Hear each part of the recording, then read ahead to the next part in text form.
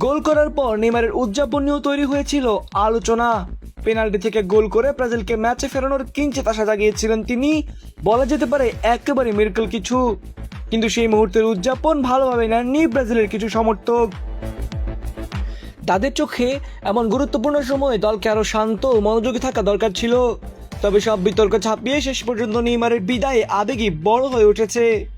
Match শেষে চোখের পানিতে ভিজেছে ব্রাজিলের সবচেয়ে বড় তারকাদের একজনের রাত। ম্যাচের শেষ মুহূর্তে ব্রাজিল তখন মরিয়া হয়ে সমতা ফেরানোর চেষ্টা করছে। ক্যাসেমিরো প্রতিপক্ষের চ্যালেঞ্জে বক্সের ভেতর পড়ে গেলে রেফারি পেনাল্টি নির্দেশ দেন। এক গোলের ব্যবধান কমানোর সুযোগ সামনে বল হাতে এগিয়ে আসে নেইমার।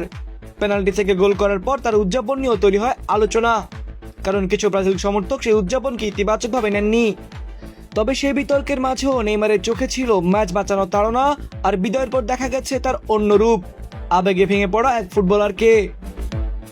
কিন্তু স্পট কিক নেওয়ার আগেও নেইমার শুধু গোলের হিসাব করেননি, খেলেছেন মানসিক লড়াইয়ের খেলাও। নরের গোলরক্ষক ওরওয়ান নিলানকে কাছে ডেকে নেইমার জানতে চান পেনাল্টি কোন দিকে মারবেন। প্রাণ সসের মাখামাখি টেস্ট নুডলসকে করে তোলে আরো ইয়ামি আরো জোস। প্রাণ সস, সসের বস। নিলান কোন দিকটা চান? পুরো ম্যাচে ব্রাজিলের আক্রমণ ভাগকে আটকে রাখা নরের গোলকিপারও ছিলেন আত্মবিশ্বাসী। তিনি পাল্টা জবাব দেন, পোস্টে মারো, পোস্টে মারো। নেইমারও পিছিয়ে যাননি। নিজের পরিচিত আত্মবিশ্বাসে তিনি বলেন, আমার সঙ্গে সব চলবে না, আমার সঙ্গে না, বেকুব। পেনাল্টির আগে দুই ফুটবলারের স্নায়ুর লড়াই পরে সামনে আসে ব্রাজিলের টিভি অনুষ্ঠানের মাধ্যমে। বোঝা যায় সেই মুহূর্তে লড়াইটাও শুধু বল আর গোল পোস্টে ছিল না, ছিল মানসিক শক্তিরও। শেষ পর্যন্ত নেইমার সফল হন, নিখুঁতভাবে পেনাল্টি থেকে বল জালে পাঠিয়ে ব্রাজিলকে ম্যাচে ফেরার আশা দেখান। কিন্তু এর আগে নিলান নিজের কাজ করে ফেলেছিলেন। ম্যাচের 14 মিনিটে ব্রুনো গিমারাইজের নেওয়া পেনাল্টি দুর্দান্ত ক্ষিপ্রতায় বাঁ দিকে ঝাঁপিয়ে রুখে দেন তিনি। সেই সেভ শুধু একটি গোল ঠেকানো ছিল না, বরং পুরো নরওয়ে দলকে বাড়তি আত্মবিশ্বাস দিয়েছিল। পুরো ম্যাচে ব্রাজিলের আক্রমণ, ক্রস, শট সবকিছুর সামনে নিলান হয়ে উঠেছিলেন এক অদম্য দেয়াল। বক্সের ভেতর প্রতিটি মুহূর্তে তার উপস্থিতি ছিল নরওয়ের রক্ষা কবচ। হালেন আক্রমণ ভাগে আলো ছড়ানোর আগ পর্যন্ত ম্যাচে নরওয়েকে টিকিয়ে রাখার সবচেয়ে বড় কৃতিত্ব ছিল গোলরক্ষকের।